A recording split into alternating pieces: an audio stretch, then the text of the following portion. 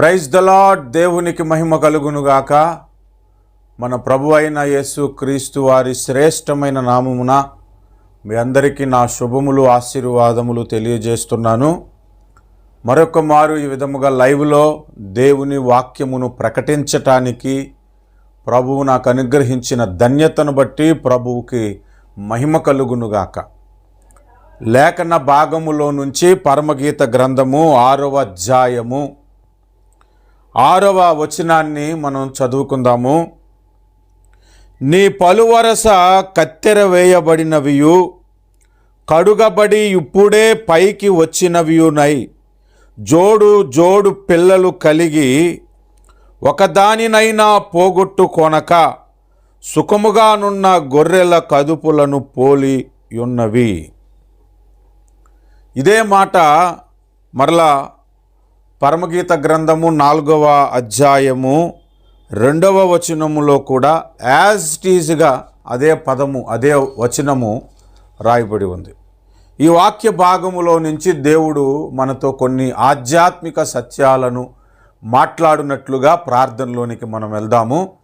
అందరూ దయచేసి వాక్యం వింటున్న వారందరూ కూడా నాతో పాటు ప్రార్థన చేయండి. ప్రేమగల మా తండ్రి, నమ్మకమైన నా ప్రభువా, సర్వశక్తిమంతుడా, జీవాధిపతి యేసు క్రీస్తు ప్రభువా, దయగల నా స్వామి, కృపగల నా స్వామి, నీకే స్తోత్రాలు స్తుతులు చెల్లిస్తున్నాము. పరిశుద్ధ దైవమా, మహిమ ఘనత ప్రభావములకు యోగ్యుడా, సర్వశక్తిమంతుడా, నీతిమంతుడా, నీకే స్తోత్రాలయా స్తుతులు చెల్లిస్తున్నాము.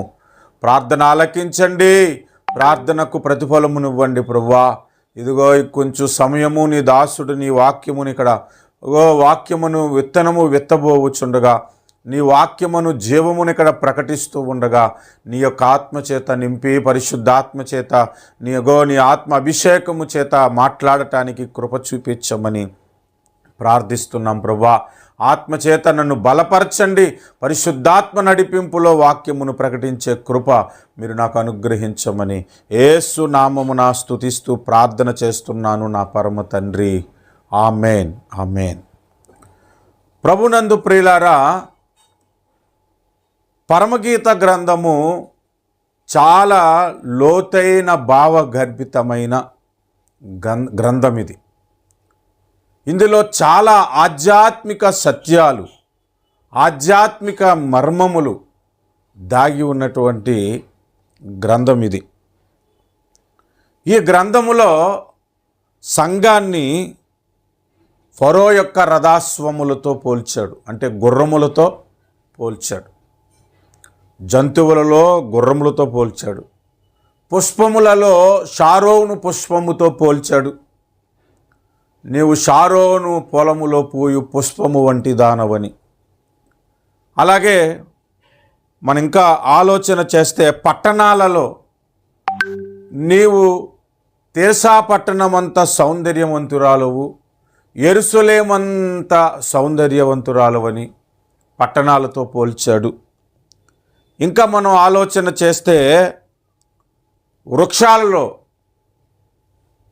తాళ వృక్షమంత తిన్ననిదానవని వృక్షాలలో తాళ వృక్షముతో పోల్చాడు. ద్రాక్షవనముతో పోల్చాడు, ఉద్యానవనముతో పోల్చాడు, ఇంకా స్త్రీతో కూడా పోల్చాడు. ఇలాగా సంఘము యొక్క పోలికలు మనకు ఈ పరమగీత గ్రంథంలో కనబడుతున్నాయి. ఈ పరమగీత గ్రంథములో ఒక్కొక్క వచనము, ఒక్కొక్క ప్రసంగము, కొన్ని సందర్భాలలో ఒక వచనమే 4-5 ప్రసంగాలు కూడా, 4-5 వర్తమానాలు కూడా మనం చెప్పగలవచ్చు. అటువంటిది ఈ గ్రంథములో ఉన్నటువంటి విషయాలు. అయితే స్త్రీలలో అధిక సుందరి వగుదానా అని సంఘమును గూర్చి ఒక ప్రత్యేకంగా ఒక స్త్రీని గూర్చి మాట్లాడుతున్నాడు.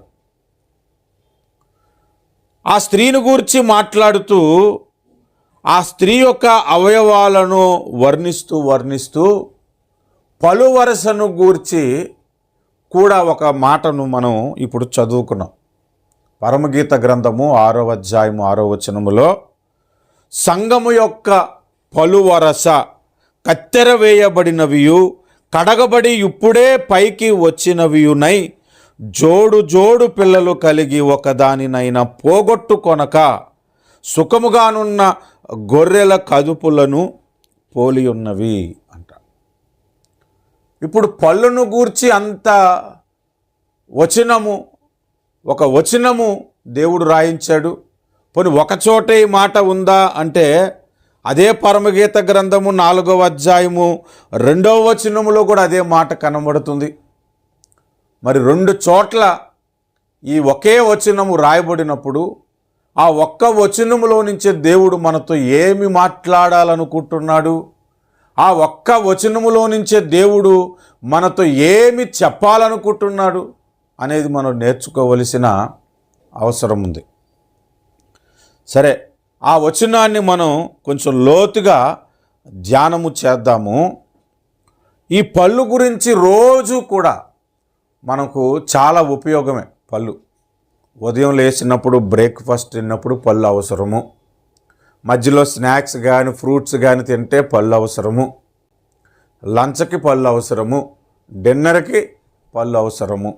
రోజులో కనీసం ఓ 10 సార్లన్నా ఈ పళ్ళుతో పని ఉంటుంది మనకి. ఉదయాన్నే లేచిన వెంటనే పళ్ళు శుభ్రం చేసుకుంటాం. ఇంకా కొంతమంది మాటల్లో ఎదుటోడిని కొడతానన్నప్పుడు పళ్ళు రాలిపోతాయి అనే మాట కూడా ఎక్కువగా వాడుతుంటాం. పళ్ళు అంత అవసరం మనిషికి. అలాంటి పళ్ళను గూర్చి, సంఘం యొక్క పళ్ళను గూర్చి ఇక్కడ మాట్లాడుతున్నాడంటే ఇందులో కూడా ఒక అవసరమైన సబ్జెక్టు, ఒక అవసరమైన సంగతి దేవుడు మన కొరకు వ్రాయించుంచాడు. ఈ పళ్ళు దేనికి సాదృశ్యముగా ఉన్నాయి అని అంటే దేవుని వాక్యమునకు సాదృశ్యమైన పళ్ళుగా మనకు కనబడుతున్నాయి. ఈ పోలిక నేను ఎలా పోలుస్తున్నాను అని అంటే ప్రతిరోజు మనము భోజనం చేస్తున్నప్పుడు పళ్ళు అవసరం ఉంది. ఏమి తిన్నా పళ్ళతో మనకి పని ఉంది. త్రాగినప్పుడు పళ్ళుతో పని ఉండదేమో కానీ పళ్ళు అవసరము తినటానికి ప్రతిరోజు అనేక సార్లు వాడుతుంటాం. కాబట్టి ఈ పళ్ళు దేవుని వాక్యమునకు సాదృశ్యము అని నేను చెబుతున్నాను. ఎందుకంటే వాక్యము కూడా ఆహారముతో పోల్చబడింది. ఆ వాక్యమును భుజించటానికి పళ్ళు మనకు అవసరము కదా. అందుకనే ఈ పళ్ళును దేవుని వాక్యముతో పోలుస్తున్నాను. ఉదాహరణకు పాలు త్రాగేవాడికి పళ్ళు అవసరం లేదు, కానీ అన్నం తినాలంటే వాడికి పళ్ళు కావాలి. ఉదాహరణకు మనం బైబిల్లో నుంచి మనం చూస్తే ఆహారముతో దేవుని వాక్యము పోల్చబడిన సందర్భాలలో యెహెజ్కేలు గ్రంథము మీరు చూడండి 3వ అధ్యాయము 1-2 వచనాలు. మరియు ఆయన నాతో ఇలాగు సెలవిచ్చెను, నరపుత్రుడా, నీకు కనబడిన దానిని భక్షించుము, ఈ గ్రంథమును భక్షించి ఇశ్రాయేలీల యొద్దకు పోయి వారికి ప్రకటన చేయుము. నేను నోరు తెరువగా ఆయన ఆ గ్రంథము నాకు తినిపించి అనుంది. చూడండి, ఆయన గ్రంథమును తినిపించాడంట. అంటే దేవుని వాక్యము తినదగినది. శరీరానికి ఆహారం ఎంత అవసరమో మన ఆత్మకు దేవుని వాక్యము అంత అవసరము. అందుకే 119వ కీర్తనలో కూడా దేవుని వాక్యమును తేనెతో పోల్చటము కనబడుతుంది. జుంటె తేనె దారల కంటే మధురమైనది అని తేనెతో కూడా పోల్చబడింది. ఇంకా మనం చూస్తే ఆహారము అనేది, పాలు కూడా ఆహారమే, కానీ పాలు త్రాగటానికి పళ్ళు అవసరంలే, నీళ్లు త్రాగటానికి పళ్ళు అవసరంలే, జ్యూసులు తాగటానికి పళ్ళు అవసరంలే. కానీ అన్నం తినాలన్నా, చికెన్ తినాలన్నా, మటన్ తినాలన్నా, ఏదైనా కొరుక్కొని తినాలనంటే పళ్ళు చాలా అవసరం కదా. ఆ పళ్ళు కలిగి భోజనము చేయటం అనేది ఆధ్యాత్మిక జీవితంలో ఒక ఎదుగుదలను సూచిస్తున్నది. ఒకసారి హెబ్రీ పత్రిక 5వ అధ్యాయాన్ని కూడా మనము జ్ఞాపకం చేసుకుందాము. హెబ్రీ పత్రిక 5వ అధ్యాయము 13వ వచనం 12వ వచనము, కాలమును బట్టి చూచితే మీరు బోధకులుగా ఉండవలసిన వారై ఉండగా దేవోక్తులలో మొదటి మూల పాఠములను ఒకడు మీకు మరలా బోధింపవలసి వచ్చెను.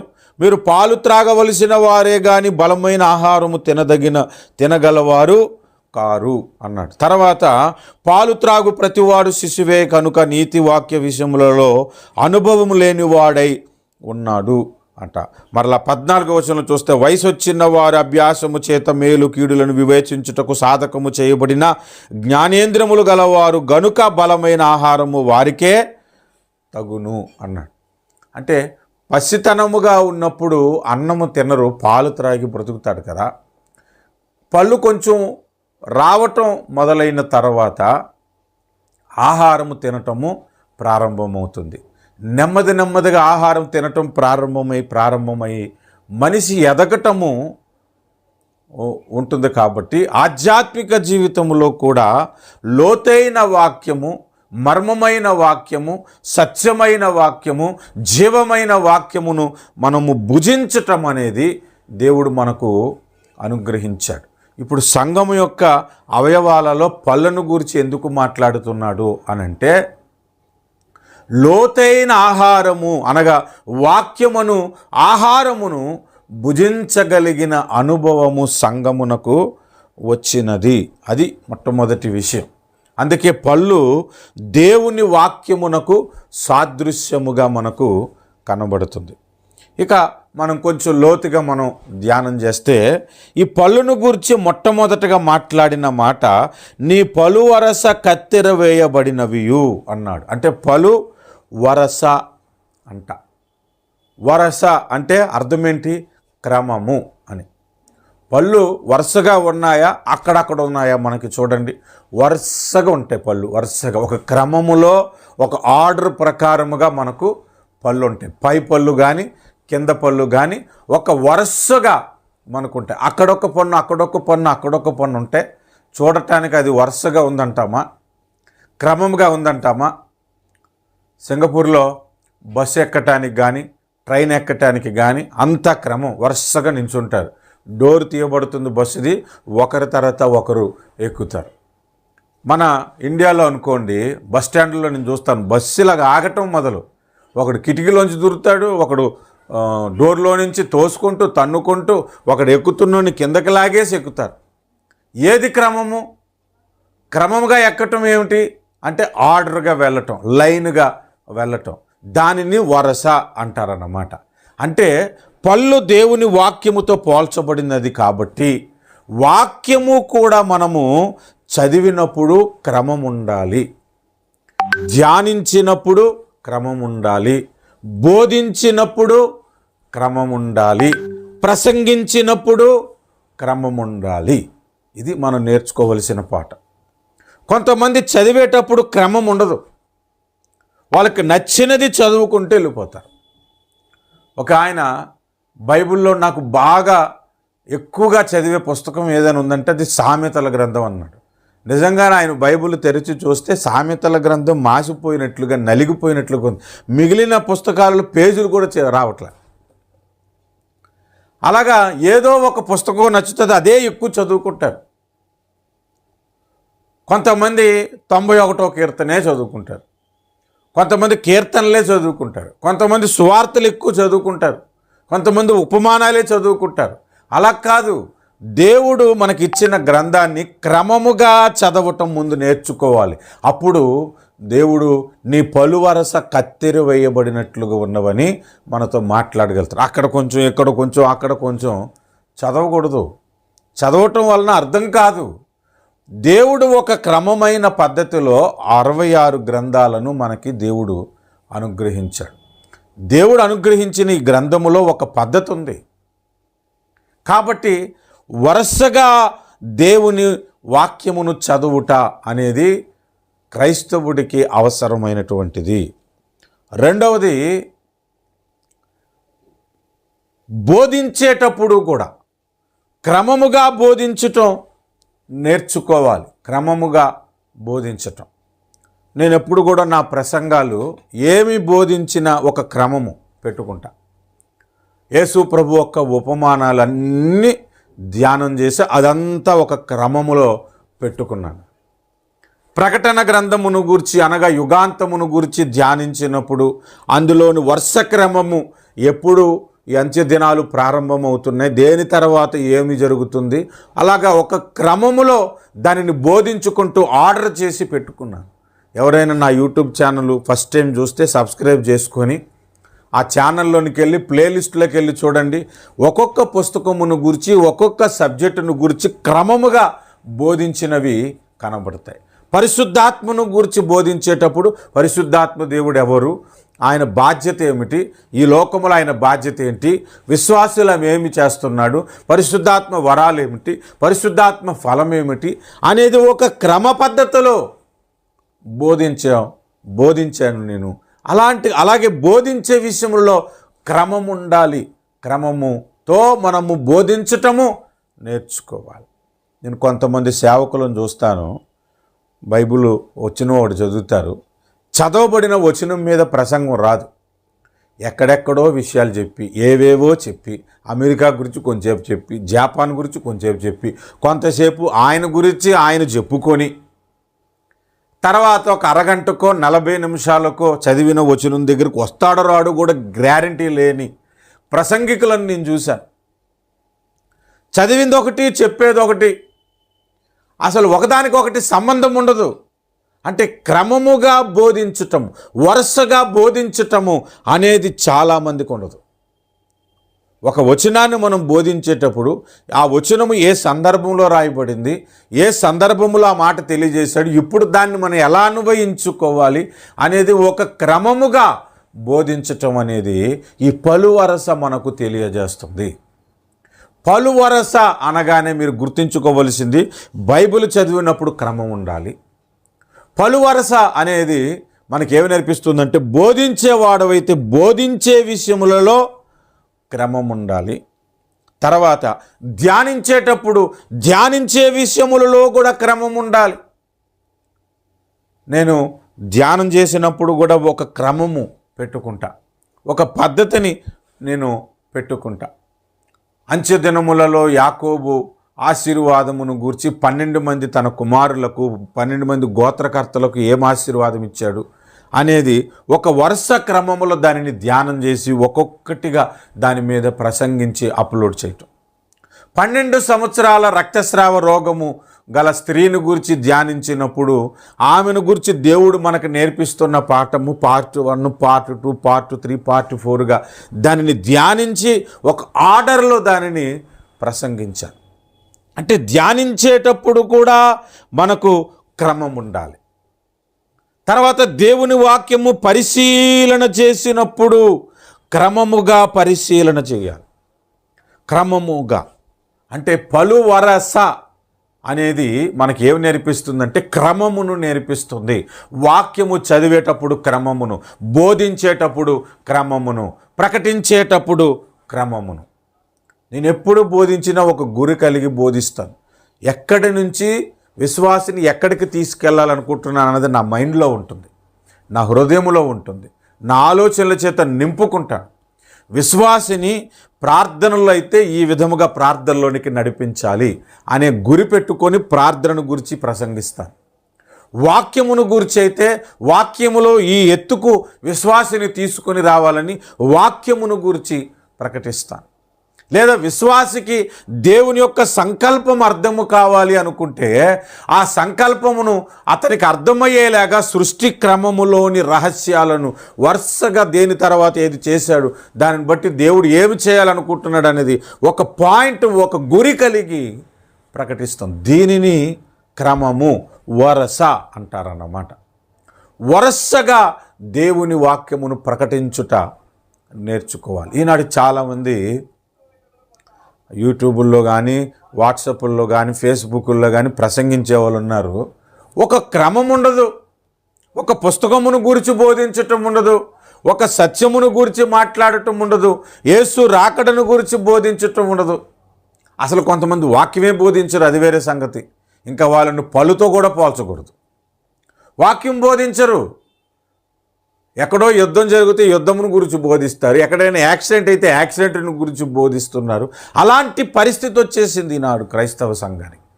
వాక్యమును మనం చేతిలో ఉండుటే సరిపోలేదు, దాన్ని క్రమముగా చదవటము, బోధించటము, ధ్యానించటము, పరిశీలించటము మనం తెలుసుకున్నప్పుడే యేసు ప్రభు నీ పలువరస కత్తెర వేయబడినట్లుగా ఉన్నవని మనతో మాట్లాడుతాడు. హల్లెలూయా.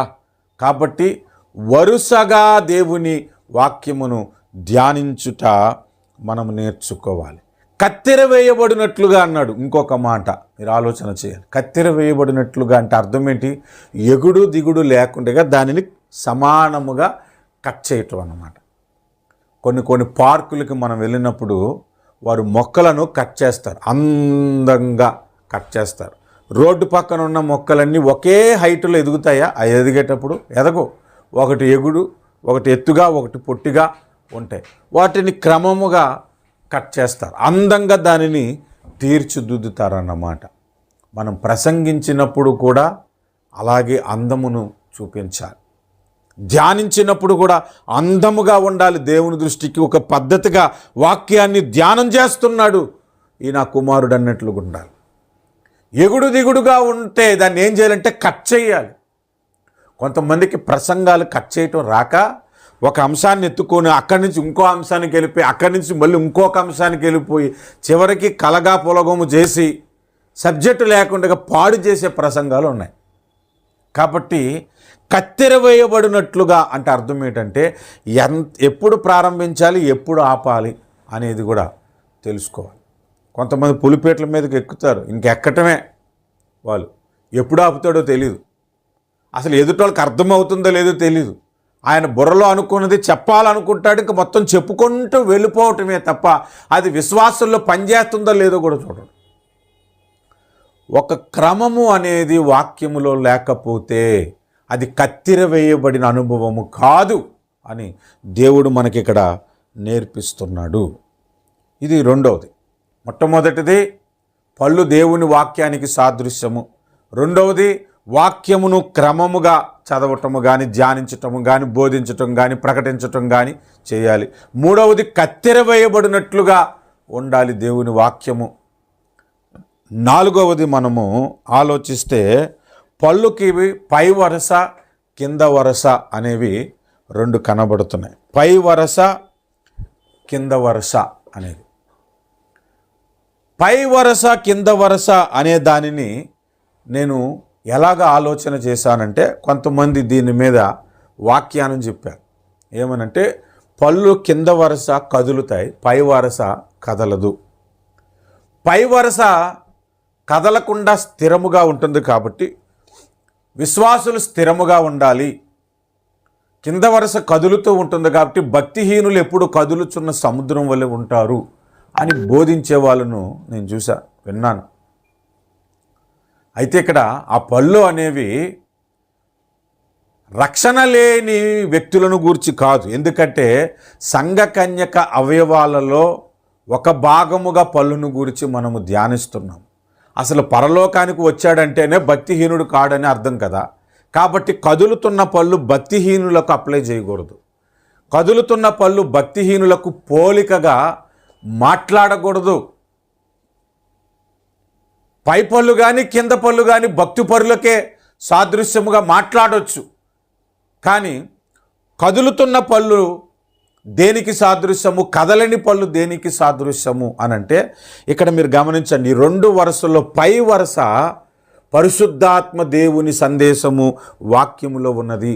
అది ఎప్పుడు కదలక ఒక సత్యాన్ని మనకి తెలియజేస్తుంది.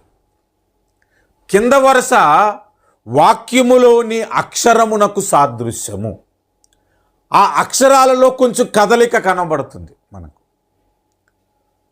ఆత్మ ఇచ్చే సందేశమేమో కదలిక ఉండదు, సత్యము సూటిగా మనకు ఏదో బయలుపరచబడుతుంది. కానీ అక్షరాలలో ఉన్నటువంటి సందేశము కాస్త కదలికను మనకు చూపెడుతుంది. అంటే పై వరస పరిశుద్ధాత్మ దేవుడు మనకి చెప్పాలనుకున్న సందేశము, కింద వరస అక్షరాలలో ఉన్న సందేశము. ఈ అక్షరాలలో ఉన్న సందేశము కదులుతూ ఉంటుంది. పై వరుస అంటే పరిశుద్ధాత్మ దేవుడు మనకిచ్చే సందేశము కదలదు. అంటే వాక్యములో అక్షరాల వెనక పరిశుద్ధాత్మ సందేశం ఉన్నది, అక్షరాలలో కూడా సందేశం ఉన్నది. ఆ మాట మనం ఒకసారి జ్ఞాపకమును చేసుకొని దాన్ని కొంచెం మనము వివరణలోనికి వెళ్దాం. కొరింథీయులకు రాసినటువంటి 2వ పత్రిక 3వ అధ్యాయము 6వ వచనము, ఆయనే మమ్మును క్రొత్త నిబంధనకు అనగా అక్షరమునకు కాదు గాని ఆత్మకే పరిచారకులగుటకు మాకు సామర్థ్యము కలిగించి ఉన్నాడు. అక్షరము చంపును గాని ఆత్మ జీవింపజేయును అన్నాడు. చూసారండి పౌలు భక్తుడు ఏం చెప్తున్నాడో.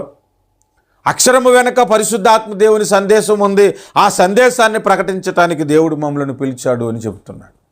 అలాగని అక్షరాలు వదిలేయమంటున్నాడా అంటే లేదు, అక్షరాలలో కూడా సందేశం ఉంది. అక్షరాలలో దొరకని సత్యము ఆత్మదేవుడు మనకి అనుగ్రహిస్తాడు. దీనికి బెస్ట్ ఎగ్జాంపుల్గా ఉదాహరణగా బైబిల్లో నుంచి ఒక సందర్భాన్ని నేను మీకు జ్ఞాపకం చేస్తాను. లూకాసు వార్త 2వ అధ్యాయము 52వ వచనము. లూకాసు వార్త 2వ అధ్యాయము 52వ వచనము. యేసు జ్ఞానమందును వయసునందును దేవుని దయయందును మనుషుల దయయందును వర్ధిల్లుచుండెను. యేసు ఎలా వర్ధిల్లుతున్నాడు అంటే జ్ఞానమందు 1, 2 వయసునందు, 3 దేవుని యందు, 4 మనుషుల దయయందు, 4 విధాలుగా వర్ధిల్లుతున్నాడు. అందులో ఒక భాగాన్ని తీసుకుందాం. ఏంటంటే మనుషుల దయయందు వర్ధిల్లుచుండెను అనేది ఇక్కడ తీసుకుందాం. దీనికి వ్యతిరేకముగా బైబిల్లో ఇంకొక మాట కనబడుతుంది, భిన్నముగా ఇంకొక మాట కనబడుతుంది. అదే అక్షరాల్లో ఉన్న కదలిక. ఆ మాట మనం ఒకసారి దయచేసి మీరు తెరిచి చూడండి. గలతీలకు రాసిన పత్రిక 1వ అధ్యాయము 10వ వచనం. 1వ అధ్యాయము 10వ వచనము. ఇప్పుడు నేను మనుషుల దయ సంపాదించుకొనజూచుచున్నానా దేవుని దయ సంపాదించుకొనజూచుచున్నానా? నేను మనుషులను సంతోషపెట్టగోరుచున్నానా? నేను ఇప్పటికీ మనుషులను సంతోషపెట్టవాడనైతే క్రీస్తు దాసుడను కాకపోవుదును అంటున్నాడు. చూసారా, పౌలేమో నాకు దేవుని దయే కావాలి, దేవుని మెప్పే కావాలి, దేవుని సంతోషపెట్టేదే కావాలి, కానీ మనుషుల దయ నాకు అవసరం లేదు, మనుషుల మెప్పు నాకు అవసరం లేదని చెబుతున్నాడు. మరి యేసు ప్రభు ఏం చెప్తున్నాడు? మనుషుల దయయందు కూడా వర్ధిల్లుచున్నాడని వాక్యము యేసు ప్రభువును గురించి తెలియజేస్తుంది. అంటే యేసు ప్రభు చెప్పుచున్నాడని కాదు, యేసు ప్రభు ఆ విధంగా ఎదిగాడని మనుషుల దయయందు మనకి లేఖనము పరిచయం చేస్తుంది. ఇంతకీ మనకు మనుషుల దయ కావాలా వద్దా, దేవుని దయ కావాలా అంటే వాక్యము మనకి 2 విషయాలను చూపెడుతుంది. అంటే అక్షరాలు మనకి ఏమి చెబుతున్నాయంటే కదలిక చూపిస్తుంది. కానీ ఇందులో పై వరుసకు సాదృశ్యమైన ఆత్మ సందేశమును మనం ఆలోచన చేస్తే ఈ రెండిట్లో ఒక చిన్న తేడా ఉంది. ఎదుగుతూ ఉన్నప్పుడు ఆధ్యాత్మికముగా కానీ శారీరకంగా కానీ దేవుని దయ ఎంత అవసరమో మనుషుల దయ కూడా అంతే అవసరం. ఒకడు ఎదగాలి అంటే మనుషులు దయలో వాడు ఎదగాలి. ఎదిగిన తర్వాత మనుషుల దయ కొరకు బోధించకూడదు, దేవుని మెప్పు కొరకు బోధించాలనేదేమో పౌలు చెబుతున్నది. యేసు ప్రభు ఎదిగే విషయంలో మనుషుల దయ కూడా మనకు అవసరమైనదని చెప్పొచ్చు. కాబట్టి కొంతమందికి తెలియక కొన్ని సందర్భాల్లో మాట్లాడినప్పుడు బాగున్నారా బ్రదర్ అని అంటే మీ ఏదో అండి దేవుని దయ మీ దయ అని అంటారు. నా దయ దేవుని అండి, దేవుని దయ అని అంటే నా దయ ఉంది అలా అనకూడదు మనం అనే పాస్టర్ని చూశాను. మనుషుల దయ కూడా ఉండాలి. అలా చెప్పే పాస్టర్లు పౌలు ఏమన్నాడు, మనుషుల దయ కొరకు నేను చూస్తానని అన్నాడని గట్టిగా వాదించి గద్దించి ప్రసంగించేస్తారు. కొంతమంది వాక్యం ఎరిగిన వారు ఈ లూకాసు వార్త 2:52 వచనం చూసి యేసు ప్రభువే మనుషుల దయందు ఎదిగాడు కదా, మరి మనం ఎందుకు మనుషుల దయ కాదనాలి అని అంటారు. అప్పుడు కాంట్రవర్సీ వస్తుంది ఈ 2 వచనాలకు. అంటే అక్షరాలలో కదలిక కనిపించింది కదా, కానీ ఆత్మదేవుడు చెబుతున్న సంగతి ఏంటంటే ఎదిగేటప్పుడు మనుషుల దయ అవసరము, ఎదిగిన తర్వాత దేవుని దయ మీద బ్రతకటము అవసరము అనేది మనకు దేవుడు నేర్పిస్తున్న మాట. ఇది ఒక్క సందర్భం మచ్చుకకు చెప్పాను, కానీ ఇంకా ఇలాంటి సందర్భాలు బైబిల్లో మనకి కనబడుతూనే ఉంటాయి. ఇంకొక సందర్భం కూడా చూస్తే మత్తయి సువార్త 7వ అధ్యాయములో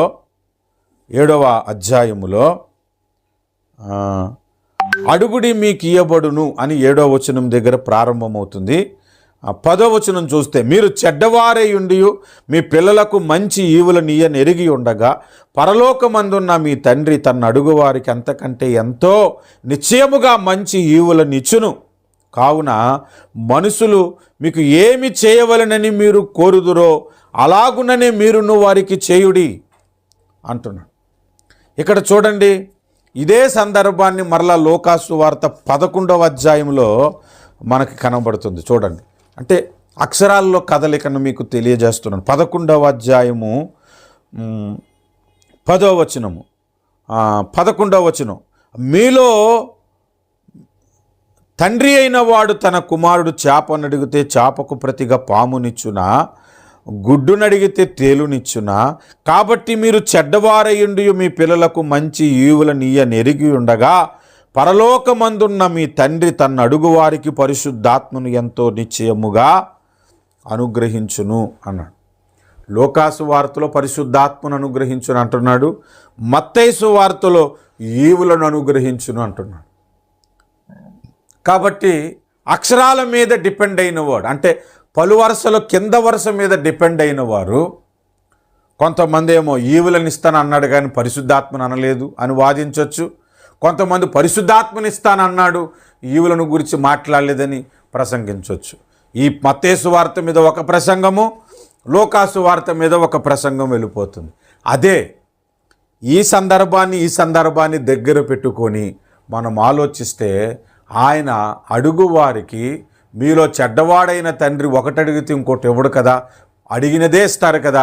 మీరు పరిశుద్ధాత్మను అడిగితే పరిశుద్ధాత్మని ఇస్తాడు, పరిశుద్ధాత్మ వరములను అడిగితే ఆ పరిశుద్ధాత్మతో పాటు ఆ వరములను కూడా దేవుడు అనుగ్రహిస్తాడు. అంటే పరిశుద్ధాత్మ ప్లస్ పరిశుద్ధాత్మ ఈవులు అనగా వరములు అని అర్థమవుతుంది. ఇది ఆత్మదేవుని సందేశము. ఈ రెండు కలుసుకోవాలి. ఈ రెండు పళ్ళు అప్పుడప్పుడు కలుస్తాయి కదా, మన ఆహారము తిన్నప్పుడు కలయకుండాలి. ఎంత కదిలినా సత్యము దగ్గరికి కింద పళ్ళు పైకి వచ్చినట్లుగా, కింద పళ్ళు పై పళ్ళుతో కలుస్తున్నట్లుగా అక్షరములు కదలిక ఉన్నప్పటికీ ఆత్మసత్యానికి అనుకూలముగా మనము బోధించాలి. అది కూడా క్రమ పద్ధతిలో బోధించాలి. అది కూడా వరుసగా పద్ధతిగా ఆర్డర్ ప్రకారముగా బోధించాలి. ఈ పాయింట్ని దేవుడు మనకు ఆధ్యాత్మికముగా పరమగీత గ్రంథములో మనకు నేర్పిస్తున్నాడు. దేవునికి స్తోత్రం కలుగునుగాక. కాబట్టి ఈ వచనంలో నుంచి మనం నేర్చుకున్న విషయాలు ఏంటంటే, మొట్టమొదటిది పళ్ళు దేవుని వాక్యానికి సాదృశ్యముగా కనబడుతున్నాయి.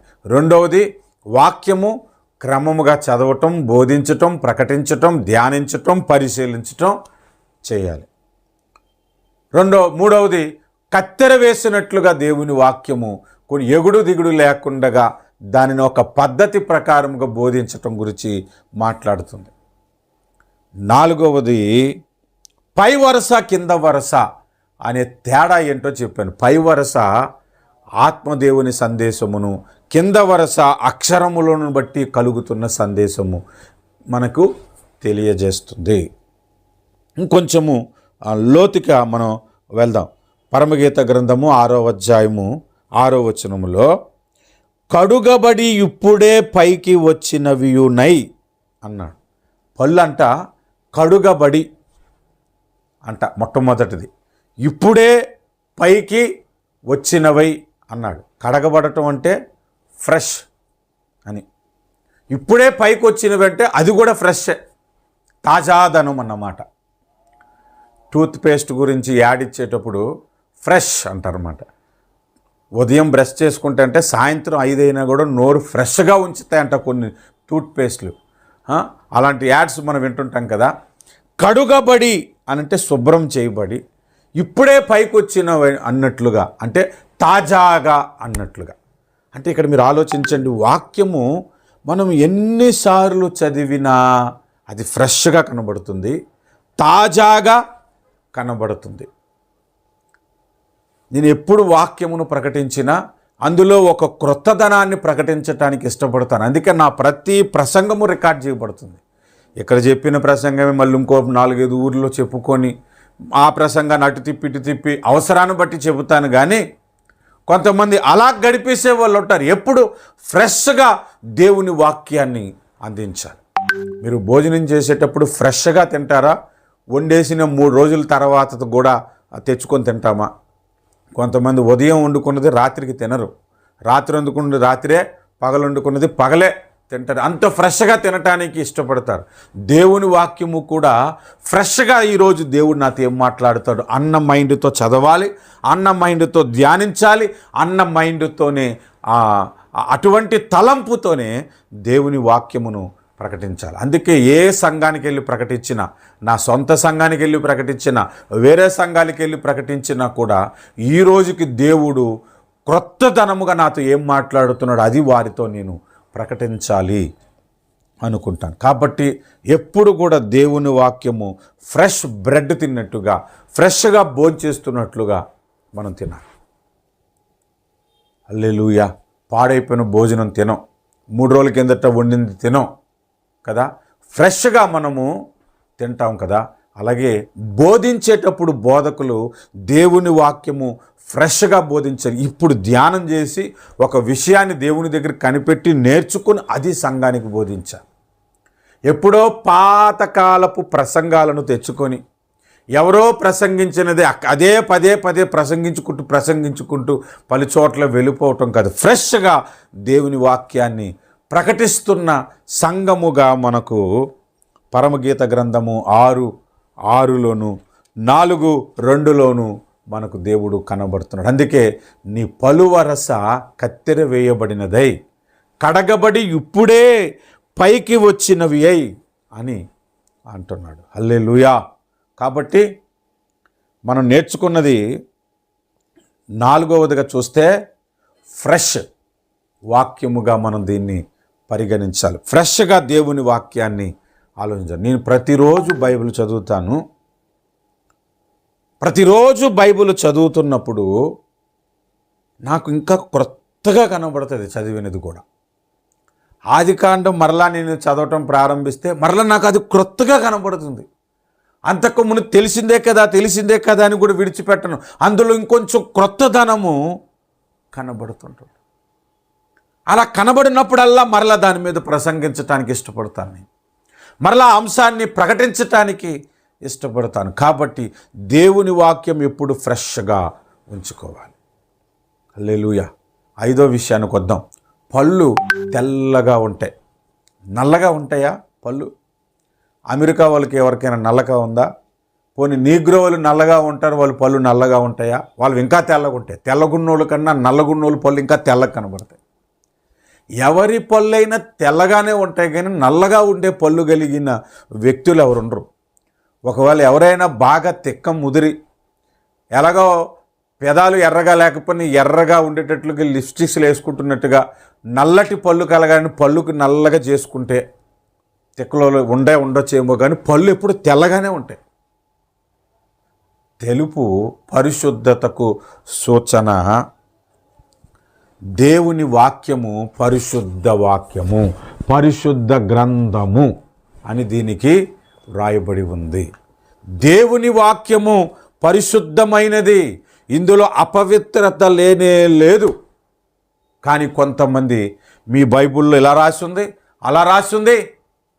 లోతు కుమార్తెలు తన తండ్రితోనే సంసారం చేశారు, తన తండ్రితోనే శయనించారు అని రాసింది. అప్పుడు ఇది పరిశుద్ధ గ్రంథం ఎందుకు అవుతుంది అని అంటారు.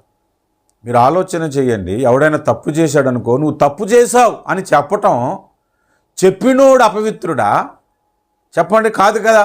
ఒకని తప్పు చెప్పటం బైబిల్ చెబుతున్న విషయం ఏమిటంటే అది పవిత్రమైన గ్రంథం అని. అసలు తప్పుని కప్పిపుచ్చటమే అపవిత్రత. అందుకే నాకు మొహమాటము లేకుండా ఏ వ్యక్తి గురించి అయినా సరే తప్పు చేస్తే తప్పు అని చెప్పటానికి ఇష్టపడతాను. ఎందుకంటే దాన్ని కప్పిపుచ్చుకునే ప్రయత్నం చేయకూడదు. మన సొంత వారైనా ఎవరైనా సరే, నాకు బాగా దశమ భాగాలు ఇచ్చిన వారైనా సరే, పెద్దగా ఎవరు నాకు ఇచ్చి పడిపోరు, అంత భాగ్యము నాకు లేదు దేవుని మహాకృపను బట్టి. అయినా కూడా తప్పుని తప్పనే చెప్పే స్థితి నేను కలిగి ఉండాలి. ఎందుకంటే వాక్యం అట్లాంటిది. దేవుని వాక్యము పరిశుద్ధమైన వాక్యము, అందులో అపవిత్రత లేదు. అపవిత్రతను తొలగించేది దేవుని వాక్యము. అలాంటిది. అందుకని పళ్ళు ఎప్పుడు కూడా తెల్లగా ఉంటాయి అనడానికి ఒక సాదృశ్యముగా నేను ఈ పాఠాన్ని తెలియజేస్తున్నాను. ఇది 5వ వచనం, 5వ విషయం. 6వ విషయానికి వస్తే మరొకసారి ఆ వచనాన్ని మనం చూద్దాము. పరమగీతము 6:6 మనం చదివితే, జోడు జోడు పిల్లలు కలిగి ఒకదానినైనా పోగొట్టుకొనక అంట. పలు వరుస ఎలా ఉన్నదంట? జోడు జోడు పిల్లలు కలిగి ఒకదానినైనా పోగొట్టుకొనక అని. మీరు పళ్ళు గురించి మీరు గమనించండి. ముందు 2 పళ్ళు ఒకే లెవెల్లో ఉంటాయి, ఆ తర్వాత పన్ను ఈ తర్వాత పన్ను ఒక లెవెల్లో ఉంటాయి, జోడుగా ఉంటాయి. దంతాలు ఇటు ఎలాగున్నా ఇటు అలాగే ఉంటాయి, దలసరగా లావుగా ఉంటాయి. కిందవి కానీ పైవి కానీ అన్ని జతలు జతలుగానే ఉంటాయి. జోడు జోడుగా అంటే జత జతగా కనబడుతుంది. ఈ పళ్ళను మొట్టమొదట మనం దేంతో పోల్చాము? దేవుని వాక్యముతో కదా పోల్చాము. వాక్యము కూడా దేని జత దాని యొద్ద ఉంటుందని మనకు బైబిల్ చెబుతుంది. దయచేసి చాలా ఇంపార్టెంట్ అయిన వచనము, దయచేసి ఆ వచనాన్ని మనము చదువుదాము. యెషయా గ్రంథము 34వ అధ్యాయము 16వ వచనము. 34వ అధ్యాయము 16వ వచనము. యెహోవా గ్రంథమును పరిశీలించి చదువుకొనుడి. చూడండి, యెహోవా గ్రంథమును పరిశీలించి చదువుకొనుడి. ఆ జంతువులలో ఏదియు లేక ఉండదు, దేని జత పక్షి దాని యొద్ద ఉండక మానదు అంట. ఇప్పుడు ఆ వచనం ఎలా ఉండాలంటే, యెహోవా గ్రంథమును పరిశీలించి చదువుకొనుడి, దేనికి సంబంధించిన వచనము దాని యొద్ద ఉండక మానదు, ఏ అధ్యాయానికి సంబంధించిన అధ్యాయము ఉండక మానదు అని ఉండాలి. అలా ఉండకుండగా ఆ జంతువులలో ఏదియు లేక ఉండదు, ఆ దేవుని జతపక్షి దేని జతపక్షి దాని యొద్ద ఉండక మానదు అని అంటున్నాడు. అంటే మీరు ఆలోచన చేయండి, పక్షుల్లో జతలు ఉన్నట్లుగా జంతువుల జతలుగా ఉన్నట్లుగా వచనాల్లో కూడా జతలు ఉన్నాయి అని. జోడు జోడు పిల్లలు కలిగి పళ్ళున్నట్లుగా అని కదా. మీరు చూడండి, అలాగే లేఖనాల్లో ఒకే వచనాన్ని మరొక చోట ఇంకొక రకంగా కనబడుతుంది. అంటే దాని జత అన్నమాట. అంటే బైబిల్ అంతా మీరు ధ్యానం చేస్తే ఒక పుస్తకానికి ఇంకొక పుస్తకము జత. దానియేలు గ్రంథం, ప్రకటన గ్రంథము జత.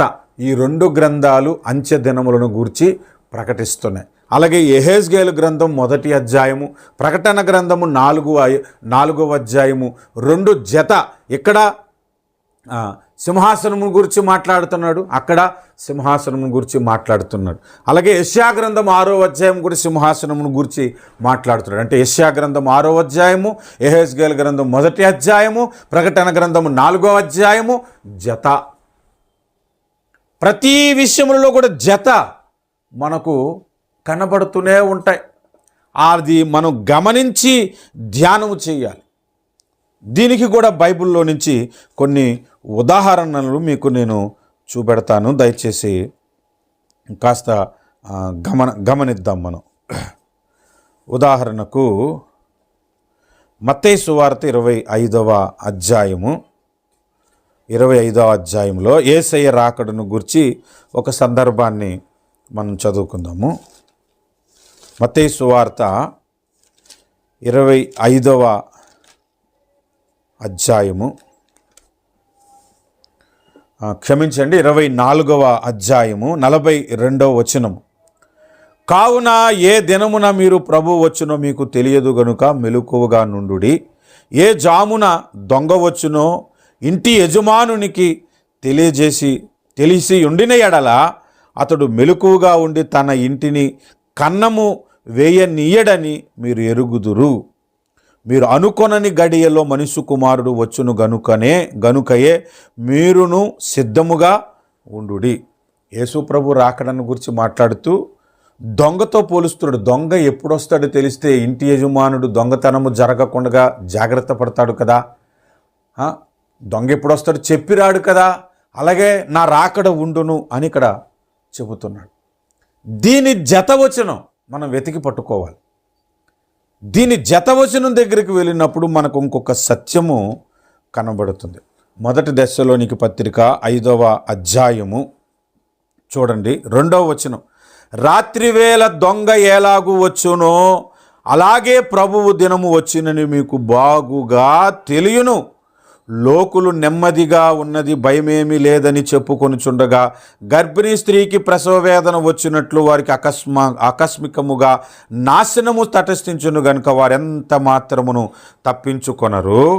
4వ వచనంలో, సహోదరులారా, ఆ దినము దొంగ వలె మీ మీదకి వచ్చుటకు మీరు చీకటిలో ఉన్నవారు కారు అన్నాడు. అంటే ఈ జత వచ్చిన దగ్గరకు వచ్చినప్పుడు దొంగలాగా వస్తాడంట. ఎవరికి? లోకుల కొరకు, చీకటిలో ఉన్నవారి కొరకు. వెలుగులో ఉన్నవారి కొరకు దొంగలాగా రాడంట. మీ మీద దొంగలాగా వచ్చుటకు మీరు చీకటిలో ఉన్నవారు కారు, మీరు వెలుగు సంబంధులు అన్నారు. ఈ జత వచనాలను మనం దగ్గర పెట్టుకొని చదవాలి. అయితే మీరు ఒక ప్రశ్న ఇక్కడ మీ జ్ఞాపకం రావాలి, గుర్తుకు రావాలి. ఒక ప్రశ్న మీ హృదయంలో కలగాలి. ఏంటంటే, మరి ఏ వచనానికి ఏ వచనము జతో మనకు ఎలా తెలుస్తుంది బ్రదర్? మనం ఎలా గమనించుకోగలం పాస్టర్ గారు అనంటే, దీనికి ఆధారం ఏమీ లేదు. చూడండి, సింపుల్గా మనం చదువుకున్న వచనములోనే యెషయా గ్రంథం 34:16లోనే ఆ వచనం పూర్తిగా మనం చదివితే, ఒకసారి నేను చదివి వినిపిస్తాను, మీరు చూడండి. 34:16లో, యెహోవా గ్రంథమును పరిశీలించి చదువుకొనుడి, ఆ జంతువులలో ఏదియు లేకయుండదు, దేని జతపక్షి దాని యొద్ద ఉండక మానదు అన్నాడు. జత లేక ఉండదు, ఉండక మానదు అంటున్నాడు. అంటే ఖచ్చితంగా ఒక వచనానికి ఇంకొక వచనము జత ఉంటుంది. నా నోటి నుండి వచ్చిన ఆజ్ఞ ఇదే, ఆయన నోటి ఊపిరి వాటిని పోగు చేయును అన్నాడు. దేవుని నోటి ఊపిరి వాటిని పోగి చేయును అంట. ఆయన ఊపిరేంటి? ఆత్మ, పరిశుద్ధాత్మ దేవుడే వీటిని పోగు చేస్తాడు. అందుకే పరిశుద్ధాత్మ సహాయముతో గ్రంథము చదివినప్పుడు ఈ వచనానికి ఆ వచనము పోలిక అని మనము చెప్పుకోగలుగుతాం. ఇటీవల కాలంలో 133వ కీర్తన వాక్యాన్ని బోధిస్తున్నప్పుడు, ఆ కీర్తనలో నుంచి మాట్లాడుతున్నప్పుడు, అహరోను తల మీద పోయబడి అంగీల అంచు వరకు దిగజారిన పరిమళ తైలము వలె ఉండును అన్నాడు. ఆ తైలము పరిశుద్ధాత్మకు సాదృశ్యమని నేను ప్రకటించినప్పుడు, ఆ వచనానికి జతగా బైబిల్లో 2 సందర్భాలు చూపించాను. అహరోను తల అన్నాడు. తల అంటే శిరస్సు కదా, సంఘానికి శిరస్సు క్రీస్తు. అహరోను ధరించుకున్న వస్త్రాలు అంగీలంచు వరకు, అంటే మిగిలిన బాడీ అంతా కూడా సంఘము. సంఘమునకు శిరస్సు క్రీస్తు, సంఘం యొక్క బాడీ, శిరస్సు యొక్క శరీరము సంఘము అని మనకు కొలసీ పత్రికలో కనబడుతుంది. అంటే అభిషేకం ఎక్కడికి రావాలంటే మొదట క్రీస్తు మీదకి, తర్వాత సంఘము మీదకి. అంటే యేసు ప్రభు మీదకి మొట్టమొదట పరిశుద్ధాత్మ దేవుడు పావురం వలె దిగి వచ్చాడు. ఆ తర్వాత సంఘము మీదకు అపోస్తుల కార్యాలు 2వ అధ్యాయంలో అగ్ని వలె దిగి వచ్చాడు.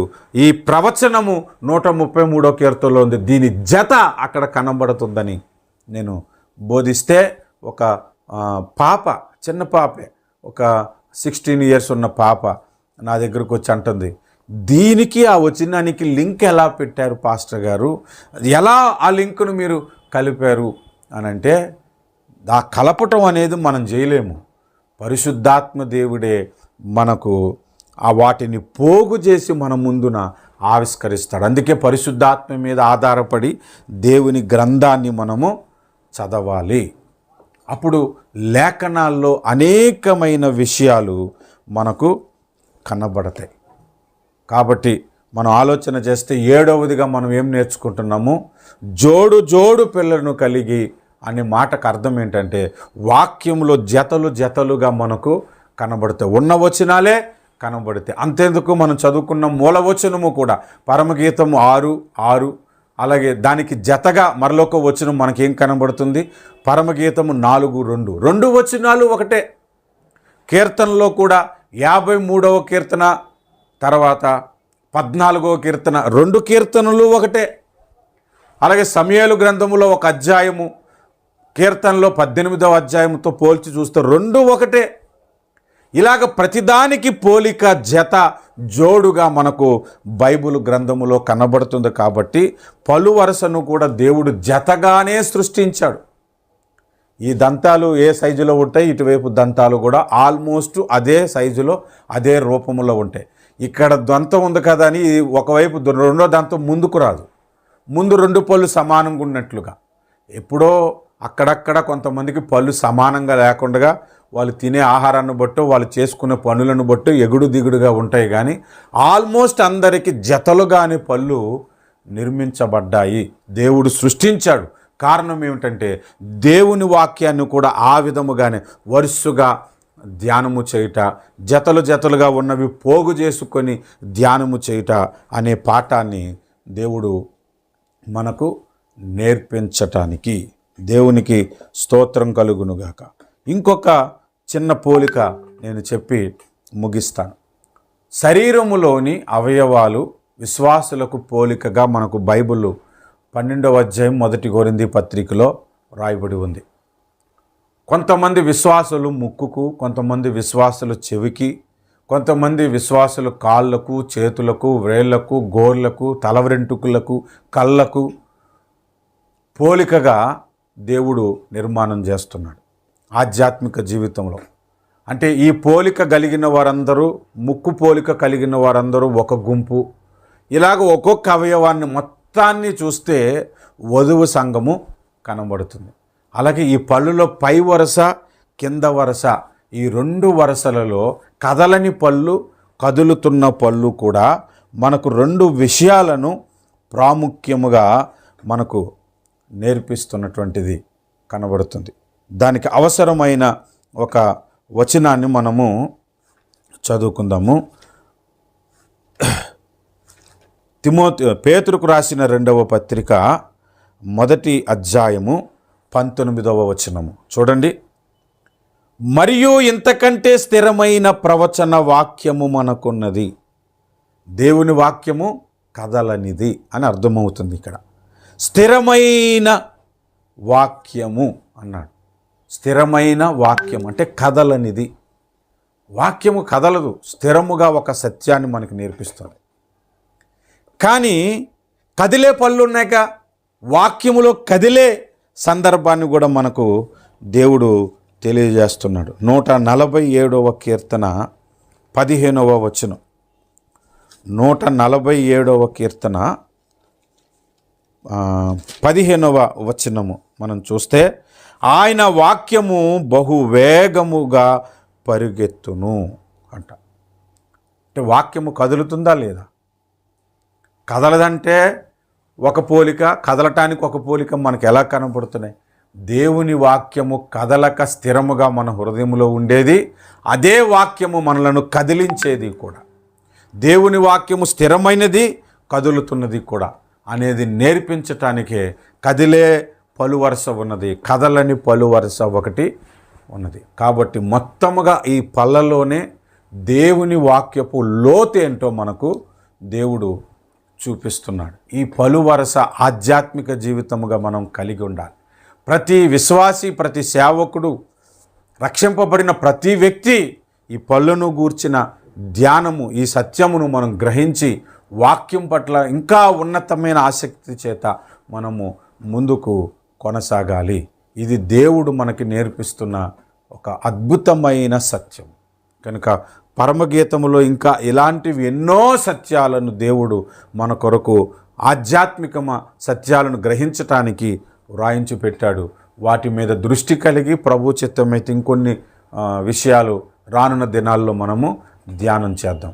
చెప్పబడిన వాక్యము నిమిత్తము ప్రార్థన చేసుకుందాం.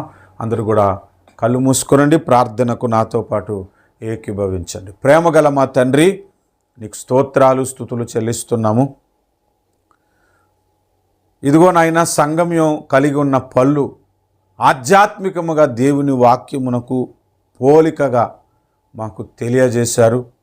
ఆ పళ్ళుకి వరుస క్రమం ఉన్నది నాయన. మేము వాక్యము చదివినప్పుడు, ధ్యానించినప్పుడు, బోధించినప్పుడు, ప్రకటించినప్పుడు క్రమ పద్ధతిలో మేము చేయాలని నేర్పిస్తున్నారు.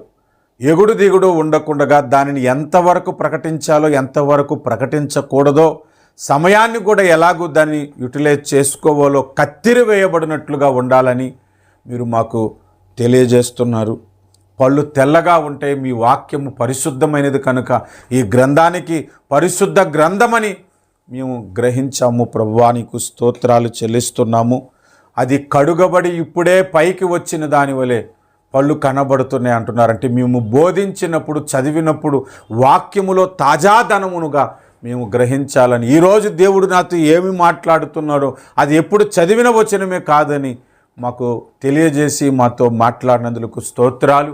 జోడు జోడు పిల్లలు కలిగిన ఆ మాటకు ఆత్మీయ అర్థము వాక్యములో కొంత ఇచ్చట కొంత అచ్చట మీకు లభించునని మీరు మాతో మాట్లాడుతున్నారు ప్రభా. జతలు జతలుగా దేవుని వాక్యము రాయబడినదని మీరు మాతో మాట్లాడుతున్నారు. పై వరుసకు కింద వరుసకు ఉన్న తేడా ఏమిటో, ఆత్మ సత్యానికి అక్షర సత్యానికి ఉన్న తేడా ఏమిటో మాకు తెలియజేసి మాట్లాడి ఈ మాటలన్నిటిని బట్టి స్తోత్రాలు. ఈ అనుభవము ప్రతి క్రైస్తవుడు, ప్రతి పరిశుద్ధుడు నేర్చుకొని నీ పలువరస కత్తిర వేయబడినదై ఉన్నదని మీ చేత అనిపించుకొనులాగన మా భక్తి జీవితమును సరిచేసి బలపరిచి స్థిరపరిచి నడిపించమని యేసుక్రీస్తు శ్రేష్టమైన నామమున ప్రార్థన చేస్తున్నాము మా ప్రియ పరలోకపు తండ్రి.